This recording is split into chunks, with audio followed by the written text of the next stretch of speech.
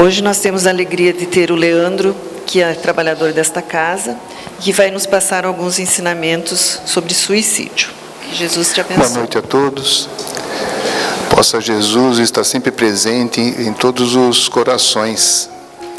Quando a gente fala de suicídio, é um tema importantíssimo para nós, encarnados, e sobre a doutrina espírita, mais ainda, né, que é a única que tem informações do que acontece depois. As outras religiões também o condenam, nossos irmãos de outros credos também o condenam, mas assim, sem saber, por intuição, né, já que Deus é tão bom que sempre permite que todas as informações cheguem a todos, independente do seu credo religioso. Já pensou se só os espíritas pudessem saber disso, né? Então, ninguém mais, as pessoas que cometessem esse ato não poderiam ser condenadas segundo a lei de Deus. Mas, primeiro, antes da gente começar propriamente dito, um breve comentário, já que nós começamos falando sobre outras religiões.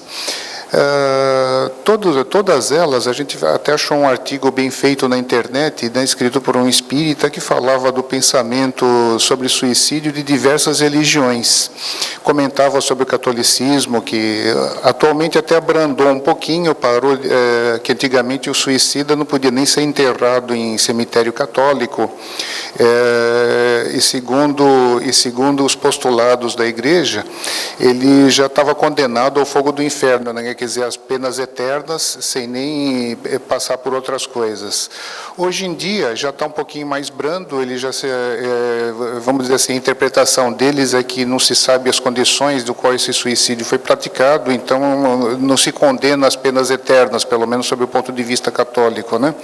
Nossos irmãos judeus também condenam veementemente o suicídio, né? Não existe nenhuma forma de aceitação. Nossos irmãos protestantes, na palavra de Martinho Lutero, também não chega a condenar as penas eternas, mas também acha um ato condenável que nós não temos o direito, nenhum de nós tem o direito de executá-lo. E vai passando por diversas outras religiões, inclusive o hinduísmo, o shintoísmo, o moto, o islamismo. O islamismo, conquanto muita gente às vezes até pensa em função da quantidade de atentados suicida que a gente ouve falar quase toda semana nos noticiários, a interpretação deles também é parecida com a nossa. Ninguém tem o direito de dispor da vida a não ser Deus. Interpretações errôneas que vieram mais à frente e que acabam induzindo que acabam interpretando que em caso de guerra santa seja possível, mas também não é. Nossos irmãos então de outros credos também da mesma forma acreditam assim. Os japoneses, né, os shintoístas e o Moto, até um tempo atrás eles interpretavam, por causa daquela disciplina deles de cometer o harakiri quando perde a honra e tal, eles até algumas décadas atrás, eles admitiam o suicídio nesse caso. Hoje em dia, nem eles mais, existe ainda pessoas antigas que ainda pensam dessa forma, mas nem eles mais admitem o suicídio como solução para alguma coisa. O budismo chegava a admitir há algum tempo que, em caso de pessoas que já tenham atingido a iluminação, ou seja, aqueles gurus, os grandes mestres, que teriam esse direito de interromper a própria vida. Mas, hoje em dia, nem eles também. A alegação principal, com bastante acerto, é que aquele que se ilumina não se suicida. Então, a gente vê que é condenável por todas as religiões, praticamente, tanto as ocidentais como orientais, condenam veementemente essa prática. Quando a gente olha um pouquinho na visão espírita, né, a gente vai encontrar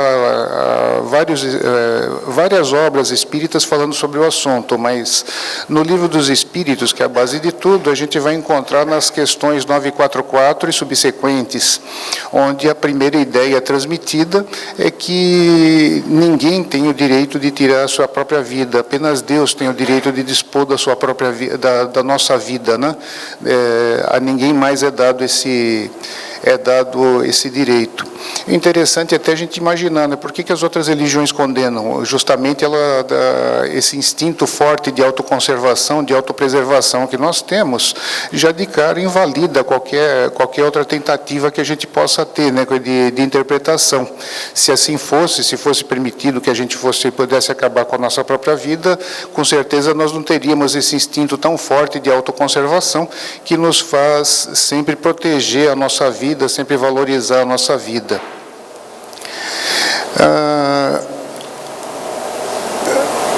E ainda, se a gente for procurar um pouquinho nas obras complementares, nós vamos ver ali em Memórias de um Suicida, da escritora, da médium Ivone do Amaral Pereira, onde ela escreve, onde ela traça todas as peripécias que o espírito Camilo Castelo Branco passou em toda essa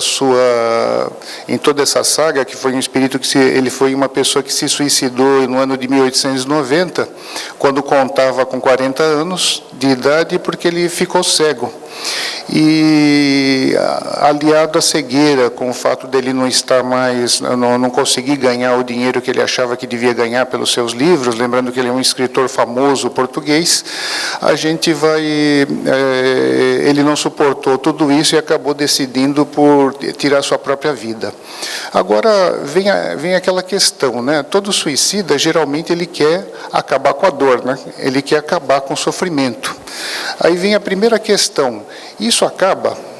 O suicídio acaba com a dor de quem está sofrendo algum problema? Todo mundo quietinho, ninguém arrisca falar? Não? Não? Exatamente. Escutamos um só aumenta aqui, realmente é exatamente isso que ocorre, só aumenta. Não podemos esquecer que nós somos espíritos eternos, e sendo espíritos eternos, nós não temos como parar de viver. Seja lá qual for o problema que nós estejamos passando na Terra, por mais grave que ele seja, doença, problema financeiro, problema moral, familiar, perda de entes queridos, perda da própria saúde, qualquer coisa que a gente possa imaginar como sendo um sofrimento máximo que a gente pudesse ter na Terra, o ato do suicídio vai só nos piorar. E piora por quê? Porque, sendo uma falta grave às leis divinas, né, como sendo um direito que nós não temos, ele vai nos deixar primeiro com a consciência culpada. E toda vez que a gente tem a consciência culpada, forma-se uma mistura explosiva. Tudo que pode nos acontecer nesse meio termo, nós vamos sofrer uma série de consequências que vão nos levar a horrores piores do que o que a gente esteja passando aqui na Terra. A gente costuma dizer até que quem gosta muito de cinema já deve ter assistido filmes de terror, já deve ter assistido alguma vez na vida, ou já ouviu falar de Alfred Hitchcock, já deve ter ouvido falar de outros tipos de filmes, como hoje em dia, como passa tantos por aí, os Sexta-feira 13 da Vida, Massacre da Serra Elétrica, e tantos filmes horríveis assim que nem vale a pena assistir. E a gente costuma dizer sempre que quem lê, por exemplo, o livro do Memórias de um Suicida, quando eles estão no auge do horror, no auge do pensamento desordenado pelo suicídio, se algum cineasta bom de Hollywood filmasse aquilo e colocasse nas telas, com certeza ele seria bem mais assustador do que qualquer coisa que vocês tenham assistido no passado, tal o sofrimento do irmãozinho que comete esse ato maluco. E daí a gente começa a imaginar, né? Mas por que ocorre tudo isso? Quando a nossa consciência está culpada, quando a gente tem a consciência culpada, certos efeitos que não aconteceriam normalmente, eles acontecem prejudicando de forma bem marcante o nosso perispírito. Vamos imaginar o seguinte: se uma pessoa sofre um acidente de avião, o avião cai e a pessoa se despedaça toda. Se ela não é muito ligada à matéria, ou uma pessoa normal, vamos dizer assim, sem a consciência culpada, mesmo o corpo se despedaçando, o perispírito pode sair íntegro dali e se recuperar rapidamente, guardadas sempre as proporções de acordo com o nosso grau evolutivo. Já uma pessoa que comete um ato maluco desse, pelo fato de estar com a consciência culpada, o estrago que ela faz no corpo físico imediatamente se reflete no perispírito.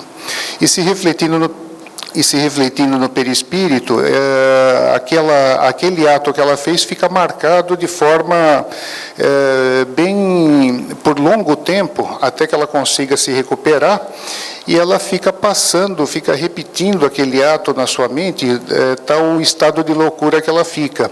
Então, ou seja, se a pessoa dá um tiro na cabeça, o Camilo Castelo Branco, por exemplo, esse da obra da Ivone, ele ficava se vendo sangrando o tempo todo. Pessoas que se atiram embaixo do trem acabam ficando com seus corpos despedaçados, pegando pedaços pelo chão. Pessoas que se matam com tiro, se jogando de algum lugar, ficam se vendo todo quebrados, e às vezes por um tempo muito grande. O segundo problema sério, nós temos que lembrar um pouquinho como é que nós nascemos, como é que a gente vem para a vida. E para a gente vir para a vida, a vinda do espírito à matéria, ela começa bem no instante da fecundação.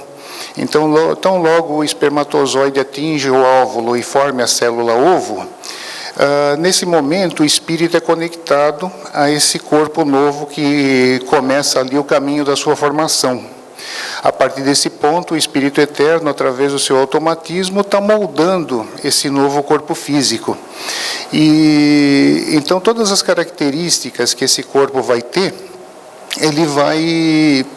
o Espírito Eterno, apesar do material genético dos pais ter alguma certa influência, mas é o Espírito Eterno que, através do seu automatismo, ou muitas vezes, conforme o mérito desse Espírito, os irmãos do mundo espiritual já vão auxiliando de acordo com o gênero de prova que ele tem que passar, com as suas tarefas que vão ter na Terra.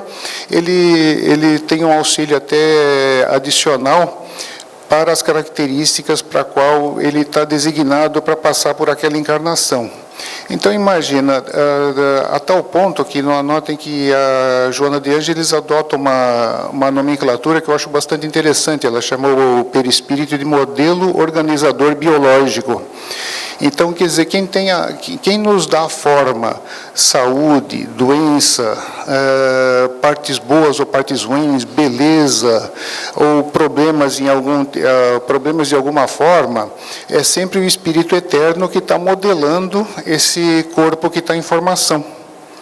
Ou seja, agora vamos misturar isso com o que passa um suicida. Quer dizer, se ele atentou contra a sua própria vida, ele estragou o perispírito, né? Então, imagina que a próxima encarnação dele não vai ser muito fácil, porque aquela marca vai ficar permanente, uma vez que ela está ali segura, ela está ali amplificada e marcada de uma forma mais difícil de ser apagada no perispírito pela sua própria consciência culpada.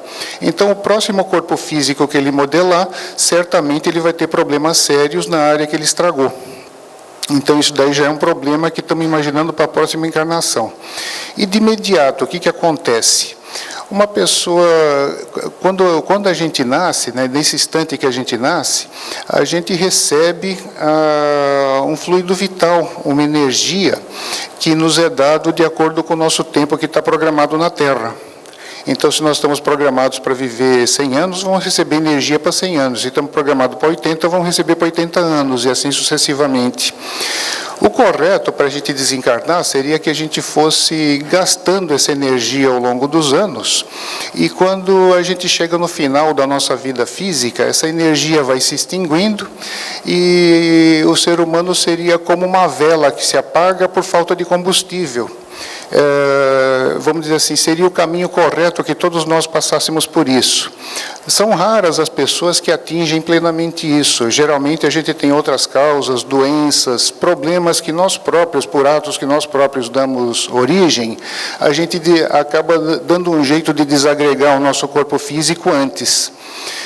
Então, a gente dificilmente completamos o nosso tempo total na Terra. Tanto que os espíritos criaram mais recentemente um termo, eles chamam os espíritos que conseguem completar esse ciclo de completistas. E são raros, são bem poucos. Então, ou seja, a maior parte de nós somos assim, nós desconfiguramos ou desagregamos o nosso corpo físico de alguma forma. E lembrando que o suicídio não é só aquele direto, intencional, onde a gente se joga debaixo de um trem ou pega um revólver e dá um tiro na cabeça. O suicídio também não intencional também é um suicídio. Lembrando que André Luiz, creio que uma grande parte de vocês, se não todos, já deve ter ouvido falar de Nosso Lar, ou leram, ou pelo menos assistiram um filme. Lembrando que André Luiz, quando ele chega no mundo espiritual, ele era tratado como suicida. Por quê? Por causa dos excessos que ele cometia de alimentação, de bebidas e tudo mais. Então, não é tão grave quanto um suicídio direto, mas também é um suicídio. Ele também passou por alguns problemas, isso lhe rendeu alguns problemas lá no mundo espiritual. O primeiro problema é que essa energia vital que a gente está aqui no nosso corpo físico, que mantém o perispírito ligado ao corpo físico, que a gente deveria gastar ao longo dos anos, e como eu falei, pouquíssimas pessoas chegam, né?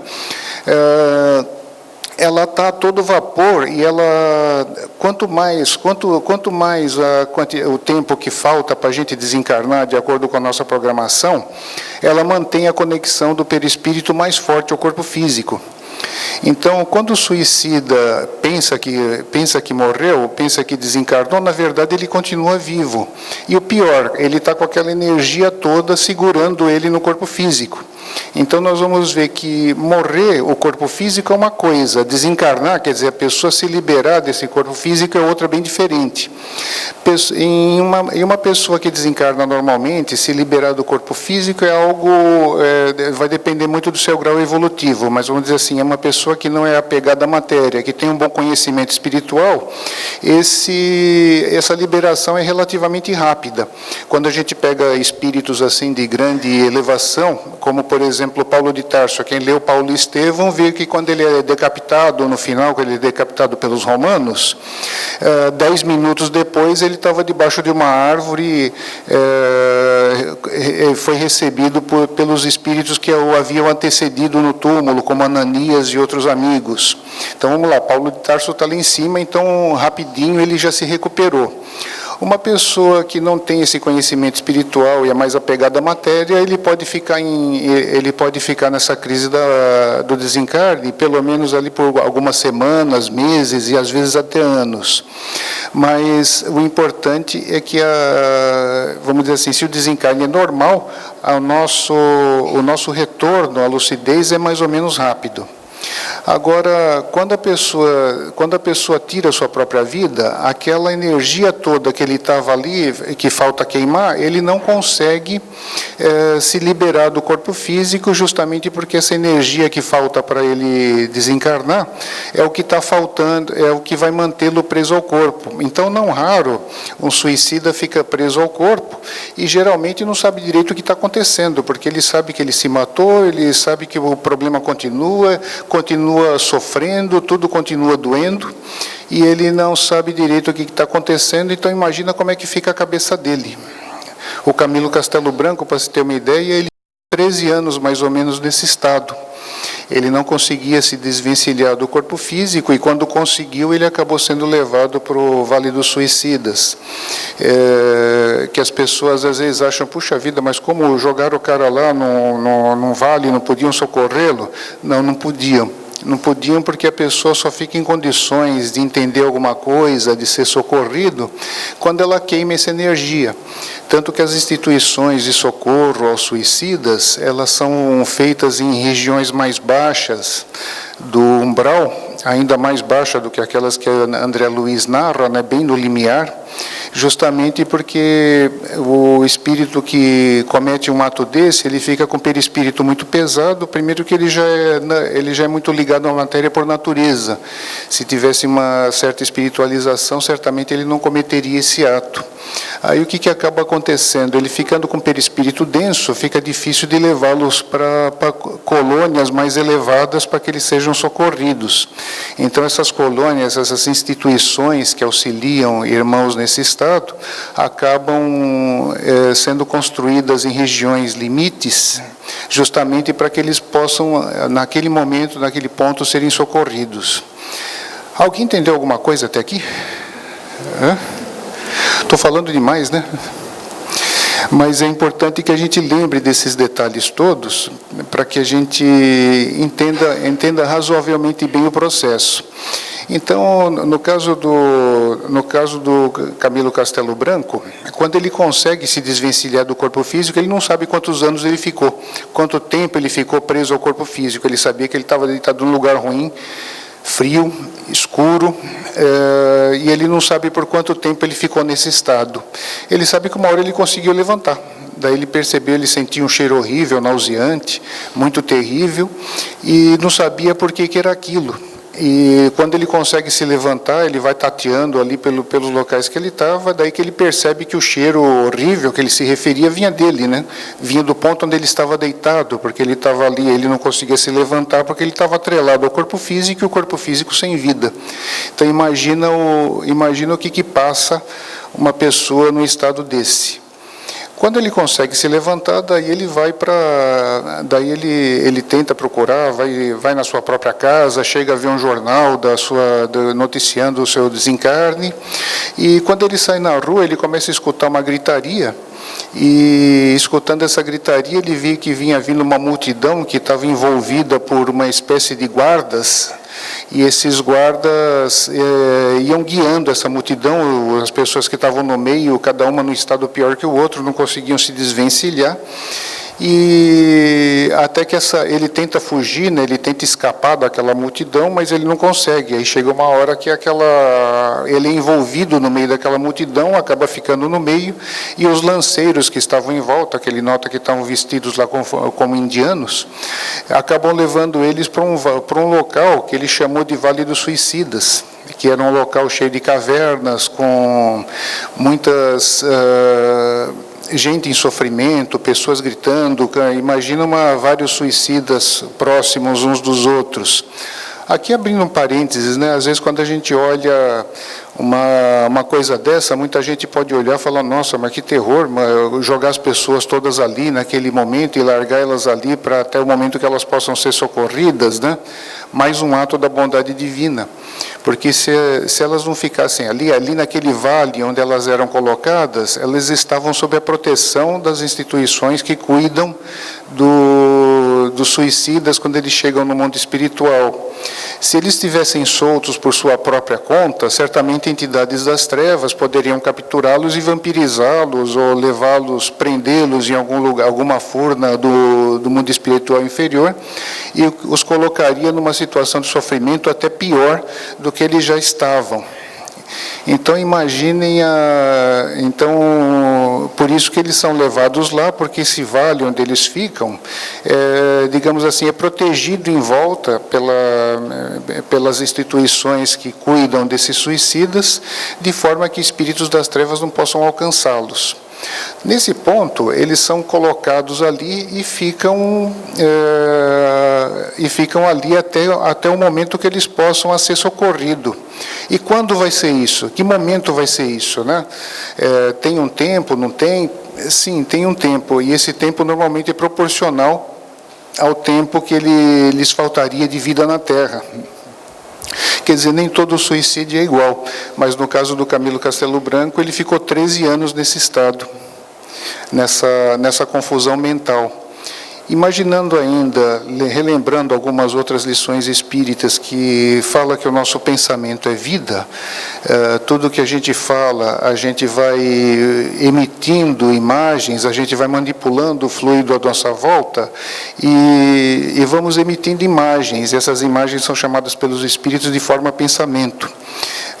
Exemplificando, porque talvez você já tenha ouvido falar disso, mas nem todos, pode ter gente que está vindo a primeira vez e nunca ouviu falar disso no passado. Imaginem vocês que eu começo a descrever algum lugar que eu já tenha estado. Eu morei numa casa assim, que era numa rua da periferia de São Paulo, que tinha uma goiabeira do lado esquerdo. Aí, à medida que eu começo a descrever isso, a minha mente começa a formar a imagem dessa casa que eu morava. E essa imagem, enquanto eu estou pensando nela, ela é alimentada pelo meu pensamento. Então, se tiver entre vocês um médium vidente, esse médium vidente vai conseguir visualizar essa imagem que eu vou formando pelo meu pensamento. Assim que eu paro de pensar nela, normalmente essa figura se esvai, ela se desvanece e some. E a gente não vê porque nós não temos esse dom da vidência.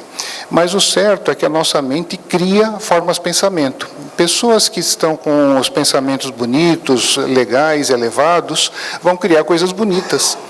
Vão imaginar paisagens bonitas, flores, folhagens, quem sabe o que a pessoa gosta, ela vai emitir esse tipo de pensamento, coisas luminosas. Agora, imagina uma pessoa que se matou, uma pessoa que está com aquele drama todo de consciência, que está sofrendo, que está vendo seu corpo mutilado, que está vendo seu corpo sangrar. Que tipo de pensamento que essa pessoa emite?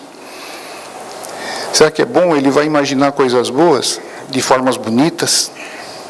Não, ele vai imaginar coisas horríveis, né?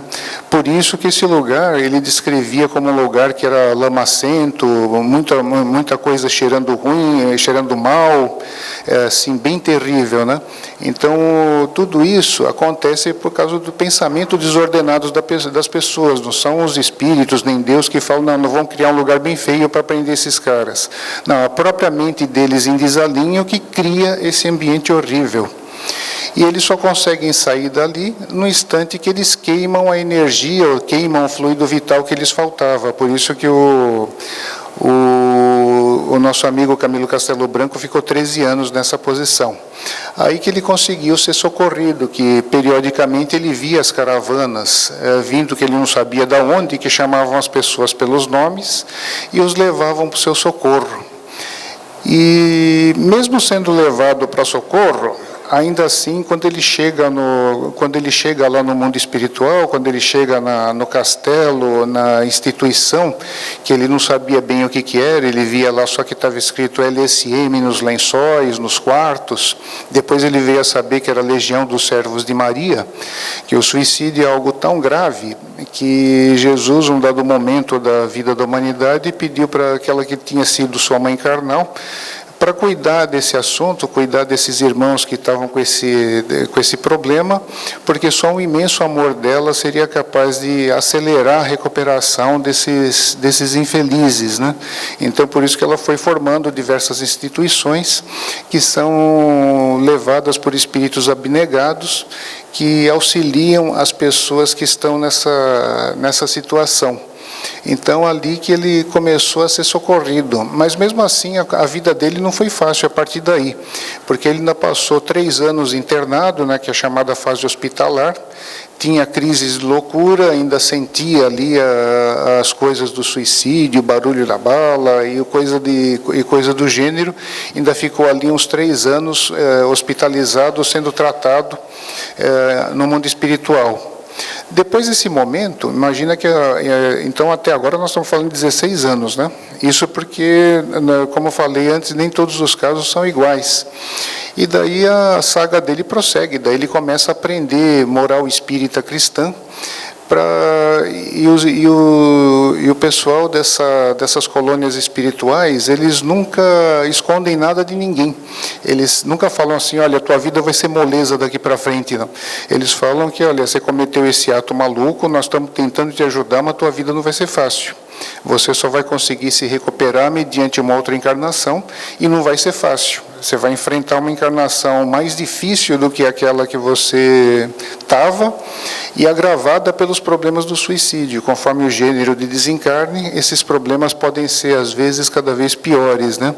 Só abrindo um parênteses aqui ainda, né? Nós estamos retratando um caso, né, de um espírito suicida. Agora, existem vários outros. Existem espíritos que, às vezes, ficam num estado tão ruim, que nem no mundo espiritual eles conseguem ficar, eles têm que ser levados a reencarnações provisórias para que eles consigam queimar aquela energia. Às vezes eles têm que renascer, lembrando que quem modela o próximo corpo físico é o perispírito do reencarnante. Então, como é que vocês pensam que deve nascer um espírito que, por exemplo, se jogou debaixo de um trem, está com o perispírito todo despedaçado? Como é que ele vai modelar o corpo físico dele? Não estou querendo dizer que todas as pessoas que nasçam com deformidade sejam em função do suicídio, mas, com certeza, o gênero de desencarne provocado pela própria pessoa, com certeza vai ser algo terrível, que vai, às vezes, ter que encarnar num corpo cheio de problemas, justamente para que possa queimar aquele fluido vital que lhe faltava, para daí voltar para o mundo espiritual e começar a passar por isso tudo que o Camilo estava passando. Ok, até aqui, alguém entendeu alguma coisa? Complicada, então vocês já estão vendo que é complicadíssima a vida de um espírito nessa situação, né? Então, e outros ainda, casos mais graves ainda, que às vezes agravados por outros tipos de problemas, outros crimes, às vezes são até constrangidos a encarnar em mundos inferiores. O que é encarnar no mundo inferior? Por exemplo, imaginem se a gente pudesse sair daqui e pegar uma maquininha do tempo, né? E a gente viver na Terra, ali no ano 500, começando a Idade Média, sem luz elétrica, sem internet, sem casa, provavelmente torcendo para ninguém saquear a aldeia que a gente mora, sem proteção, sem governos organizados. Imaginem vocês como é que seria. Então, às vezes, tem casos tão graves que, às vezes, os espíritos nessa situação, são constrangidos a encarnar em mundos inferiores. A coisa é penosa, a coisa é bem complicada. Então, assim, a melhor coisa que a gente pode fazer por um espírito nessa situação, aliás, na verdade, o melhor que nós todos podemos fazer é retransmitir essas informações para que a gente consiga demover as pessoas dessas ideias malucas de suicídio. A gente sabe que a prevenção sempre é o melhor remédio. Evitar, porque na verdade uma pessoa que chega num ato desse, muita gente às vezes tem até a barbaridade de dizer que é um ato de coragem, que a pessoa tem coragem de tirar sua própria vida. Na verdade não é, é um ato de fuga, na verdade, e a pessoa que chega nesse ponto é porque ela não conhece, não acredita que a vida continua e principalmente não acredita em Deus. Lembrando que se nós estamos passando por um sofrimento, não existe sofrimento pelo qual nós estejamos passando que não sejamos nós próprios a dar causa. Ou seja, nós mesmos é que causamos tudo isso, né? De uma forma ou de outra. Se não lembramos agora, nós causamos no passado, foi em vidas anteriores. Então, nós não podemos reclamar qualquer que seja o sofrimento. Então, começa daí o problema. E a gente sabe que a pessoa, então, demovendo, a gente divulgando essas informações, nós certamente vamos fazer um bem para que as pessoas consigam não fazer mais isso, de forma alguma, tirar essa ideia da cabeça, né? Isso existem inclusive instituições especializadas nisso, uma delas é o CVV, Centro de Valorização da Vida, que eles são especialistas no assunto, atendem por telefone, é uma instituição fundada nos anos 60, foi por espíritas, mas eles não adotam nenhum tipo de religião, acertadamente, porque imagina uma pessoa, por exemplo, um irmão nosso católico, evangélico, com ideia suicida, liga para lá, quando ele fala, não, vem cá que nós vamos te falar uma palestra espírita, o cara não vai nunca mais, né? Vai ficar apavorado e não vai mais. Então, por isso que eles não falam em religião, eles tentam primeiro recuperar a pessoa. E sempre uma ajuda, de qualquer forma, a família pode ser muito importante nesse ponto, porque ela, conhecendo a pessoa, ela vai saber como prevenir. Agora, tem casos que não adianta mais, que a pessoa já foi, já cometeu esse ato maluco, né? Hoje, inclusive, no final da manhã, a gente já teve a notícia que o reitor afastado da Universidade de Santa Catarina cometeu suicídio. se jogando do quarto ou quinto piso, acho, do Shopping Beira-Mar, ali em Florianópolis. Então, imagina o quanto eles ocorrem, né? E não parece, mas Balneário Camboriú é uma cidade que tem um índice alto, principalmente entre jovens, né? Pessoas que às vezes vivem sozinhos aqui, vêm para cá estudar, longe de seus pais. Então, a gente tem, às vezes, tem um nível de suicídio alto aqui. Então, também vale sempre vale a prevenção. E o que a gente pode fazer depois que a pessoa foi? Nós aqui da Terra podemos fazer muito através das nossas preces. Até vendo a narrativa do Camilo, né, como é emocionante o tempo que ele fala, quando ele estava no Vale dos Suicidas, né, que ele sentia aquela confusão toda mental, ele sentia aquele sofrimento, a cabeça sangrando, o barulho da bala na cabeça, e ele falava que de vez em quando dava uma parada em tudo, dava a impressão que ele estava num oásis, né, num ponto de descanso, onde ele se sentia bem, onde estava tudo tranquilo, onde estava tudo calmo. Daqui a pouco começava tudo outra vez. E ele via que ele passava por esses períodos, mas ele não sabia o que era. Quando ele chega lá na instituição, depois quando ele estava já em condições de entender, no final da sua fase hospitalar, ele fica sabendo que essas paradas de sofrimento que ele tinha, esses momentos de refrigério, eram momentos que alguém estava fazendo uma prece por ele. E como Deus é muito bom, né, Ele permite que essas preces sejam todas gravadas e a pessoa acaba chegando lá e fica sabendo de todo mundo que rezou por ela, né? Então, o que a gente pode fazer de melhor, nós aqui da Terra, né, se não conseguirmos prevenir, o segundo passo vão ser as preces. E lembrar sempre que Deus dá oportunidades novas, né, de recomeço. Elas são complicadas, mas Deus dá oportunidades novas. Normalmente a pessoa tem que reencarnar, às vezes longe da família, não porque a família não queira. Muitas vezes as pessoas até chegam e falam, não, mas eu quero voltar com ele, eu quero auxiliar ele a escapar dessa história, mas o mundo espiritual acaba não permitindo, justamente porque o argumento é falar, essa falta contra a lei de Deus, ele não pensou na família. A família às vezes ficou numa situação terrível por causa dele. E mesmo assim ele cometeu esse ato sem pensar na família, né? Então agora a possibilidade que ele tem de recuperação muitas vezes é longe daquela que é a sua família, o seu grupo familiar de várias encarnações. Então a gente vê que em tudo, praticamente tudo, esse negócio vai se complicando. Só para vocês terem uma ideia, a gente tentou, com base no livro nas informações do livro Memórias do Suicida, nós tentamos traçar uma linha do tempo, só para ver como é que era, para que a gente tenha uma ideia no calendário da Terra, como é que é essa história, né? E a história do Camilo começa ali, eu coloquei no ano 0, à esquerda de vocês, o instante que ele cometeu o suicídio, ou seja, lá em 1890. Então ele passou ali por deu tiro na sua cabeça, passou por aquela fase dos horrores, que ele ficou lá no Vale dos Suicidas, aquele lugar sombrio, né? Continuando, ele teve que esperar queimar todas as suas energias até que ele pudesse ser socorrido, e daí nós vamos ter uma outra marca ali no ano 13, o ano 13, o ano que ele foi socorrido, depois de 13 anos lá, sofrendo, ele conseguiu ser levado lá quer dizer, conseguiu não, na verdade o mundo espiritual certamente gostaria de socorrê-lo antes, mas não, tem que ser um momento que ele está em condições de ser socorrido.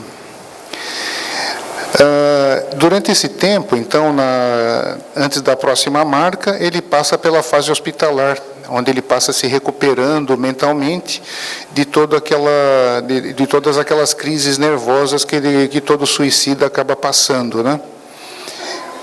Depois, a minha próxima marca aqui é o ano 16. No ano 16 é onde ele recebe alta do hospital e ele passa a fazer sua matrícula na cidade universitária. Então, vocês já estão vendo a complicação para se recuperar, né? Então, ele tem que passar agora por uma cidade universitária para que ele consiga se preparar para a sua próxima encarnação. Durante esse tempo, Ele aprende aulas de moral cristã, a terceira revelação, quer dizer, o espiritismo, né? Justamente porque o materialismo e a falta de crença em Deus é que que geralmente são as coisas que mais nos induzem a esse ato maluco, né?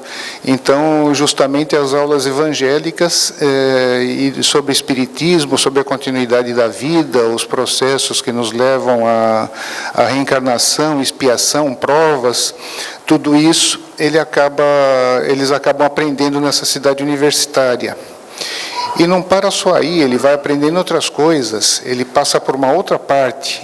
Conheça-te a ti mesmo, também faz parte do aprendizado deles, né? Por quê? Justamente porque a pessoa tenta escapar de um sofrimento. Geralmente o que move a pessoa a cometer um ato desse é porque quer escapar de um sofrimento. E geralmente, quando a gente sofre, a gente se revolta, né? A gente costuma brincar sempre dizendo que a mente humana, nós temos uma capacidade muito boa de nos lembrar quando a gente apanha, mas a gente faz questão de esquecer quando a gente bate. Então, normalmente, a gente se acha injustiçado. Toda vez que a gente passa por um sofrimento sério, nós nos achamos injustiçados, nos revoltamos, que foi o caso dele, né? E se revoltando, ele quis parar com o seu sofrimento e quis, então, dar cabo à sua própria vida. Então, dentro dessa área do conheça-te a ti mesmo, né? Que nós ilustramos aqui com a figura de Sócrates, né? Um filósofo grego que nos trazia esse conhecimento, ele foi induzido a se lembrar do seu passado. E daí ele começa já descobrindo que na época de Jesus, às vezes a gente não costuma brincar, né? Fala, nossa, eu estou sofrendo tanto, eu acho que eu joguei pedra na cruz, né? A gente não costuma ter essa expressão. E ele descobriu que literalmente ele tinha jogado pedra na cruz, né? Ele estava um daqueles lá no meio dos judeus, amaldiçoando Jesus, pedindo para que ele fosse crucificado. Mas até aí não foi o móvel de tudo. Aí ele descobriu que em encarnações posteriores ele foi um padre inquisidor. E sendo padre inquisidor, ele mandou queimar a ferro olhos de uma pessoa que estava presa pela Inquisição. E justamente esse foi o ponto que causou sua cegueira numa vida posterior, um drama da sua própria consciência.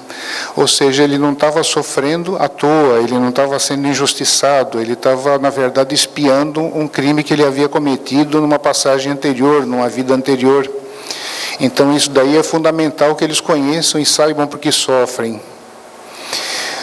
Depois, ele fez outros cursos, inclusive Esperanto. E notem que a minha próxima marca já está no ano 68. 68 menos 16 são 52, né? Então, ele passou 52 anos ali para tomar a decisão de reencarnar. Está certo assim que as pessoas que haviam sido socorridas ao mesmo tempo que ele já tinham tomado a decisão de reencarnar, ele foi esperando por último porque ele tinha medo, né? Ele tinha medo de voltar para a matéria e falhar novamente, né? Então ele foi arrumando tudo quanto era curso que era possível fazer, mas chegou o momento que não tem jeito, a gente tem que voltar à matéria, que é o nosso único jeito de progredir, e os suicidas mais ainda, né? Então, uma vez tomada a decisão, ele passou ainda, nota que a minha próxima marca é no ano 70, né? Nesse ínterim, ele fica ali no pavilhão de desenhos, né? Que é um departamento especializado que já vai fazendo o projeto do corpo físico, onde que está o problema dele, qual foi o gênero de morte, quais são as deficiências que ele vai ter que passar, o gênero da sua encarnação, quem o vai receber como pai. Então, tudo isso daí é planejado nesse departamento de reencarnação. Então, nossa próxima marca é no ano 70, quando ele chega efetivamente à Terra, de novo em Portugal, ia passar por uma infância pobre, justamente do mesmo gênero de prova anterior. Então, por isso que nós retratamos aqui um lugar com bastante dificuldade. E depois, no ano 110, lembrando que as informações que nós estamos colocando aqui são aproximadas, tá? Porque tem hora que ele vai falando, tem hora que ele coloca uma data exata, tem hora que a gente tem que ficar fazendo conta para chegar naquilo. Mas, no ano 110, ele teria que passar novamente pela cegueira. Nota que, a gente olhando de novo a linha do tempo, a gente vê que 110 menos 70 dá 40, né? Então, 40, coincidência? Não, exatamente a prova que ele interrompeu na encarnação anterior. Ele se matou com 40 anos de idade e acabou causando todos esses problemas a si mesmo. Então, nota que no caso dele, nós estamos falando agora desde o ano 0 até o ano 110, ele passou 110 anos para praticamente voltar a estacar zero um pouquinho agravado. Então, na verdade, o que ele achou que ele ia... Então, o que o suicida acha que vai melhorar o seu problema, que vai melhorar a sua vida, na verdade, ele está criando um problema bem mais sério e se atrasando.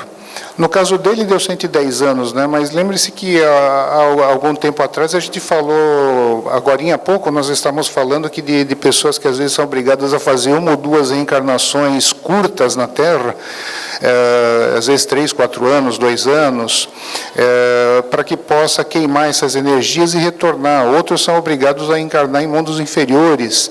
Então, isso daí pode virar tranquilamente 150, 200, 300 anos de atraso na nossa vida espiritual. Então, imagina o problema que isso nos causa. É como uma criança quando repete de ano, né? Aí os seus amigos não repetem de ano, vão para o ano seguinte, e aquele que está atrasado tem que fazer novos amigos, porque aqueles amigos que ele já havia se enturmado já estão em outro lugar. O nosso grupo familiar, imagina como vai estar, apesar de quererem nos ajudar, muitas vezes eles não podem. Então, o quanto isso agrava dentro da nossa vida, né? A nossa vida de espírito. Então, certamente que é muito mais fácil a gente prevenir, mas como não existe condenação, como não existe nenhuma condenação eterna, Deus sempre nos dá a oportunidade de recomeço, e a gente sabe que a vida do suicida não é fácil, mas é possível recuperar. E sendo possível recuperar, o que a gente pode fazer sempre de melhor é, primeiro, trabalhar para que isso não ocorra jamais, e se ocorrer, que a gente possa sempre fazer nossa parte nas nossas preces e procurar levar essa informação a todos que tenham necessidade dela, que a gente possa evitar um suicídio, e lembrar sempre que com Jesus, que a nossa parte principal, o mais seguro é a gente ficar dentro do caminho com Jesus, dentro do caminho do Evangelho, dentro do caminho do amor. Por mais que nos pareça difícil o instante que nós estejamos passando, jamais deixemos com que esse pensamento possa sequer passar perto de nós, principalmente nós espíritas, né? Para a gente ver a gravidade desse negócio. Há uns anos atrás, a gente foi convidado para um evento aqui no Instituto Sentir, um dia que teve, uma semana que houveram 3 suicídios aqui em Balneário Camboriú, de pessoas jovens, né? E nós fomos convidados porque tinham sido convidados um padre, um pastor, representantes de outros cultos religiosos, além dos profissionais da saúde. Na época eu fui designado para ir lá, e eu achei que eu fosse simplesmente ouvir, já que estava cheio de profissionais da saúde. Aí, quando nós começamos a responder aos primeiros questionamentos que eles nos fizeram como espíritas, né, pelo fato do espiritismo ser a única religião que sabe o que acontece depois, os outros irmãos nossos sabem por intuição, mas nunca conversaram com o suicida. Para minha surpresa, eu acabei falando 1h30, né? Foi bombardeado de perguntas, uma atrás da outra, tanto era a vontade deles saberem do que acontecia com o suicida depois. E uma das perguntas que me marcou bastante, foi uma das últimas, onde uma jovem psicóloga, né, perguntou assim: escuta, e dos suicidas que você já teve notícia diretamente ou por livro, algum deles cometeria o ato de novo? Quantos deles não se arrependeram? A minha resposta foi imediata: nenhum. O sofrimento é tão grande que todos eles se arrependem. Às vezes, assim, segundos após o ato, eles já se arrependem e não conseguem... Só que aí, naquele ponto, já é irreversível e não tem muito mais o que fazer do ponto de vista material. Mas sempre existe a recuperação. Muito obrigado pela atenção de todos e tenham todos uma ótima semana e rezemos sempre para que a doutrina espírita atinja a tantos quantos possível, para que isso jamais aconteça de novo, para que possamos cada vez mais reduzir esses atos malucos que acontecem por aí. Muita paz a todos. Nós agradecemos ao Leandro pelos ensinamentos e que possamos levar esses conhecimentos aos nossos familiares, aos nossos amigos.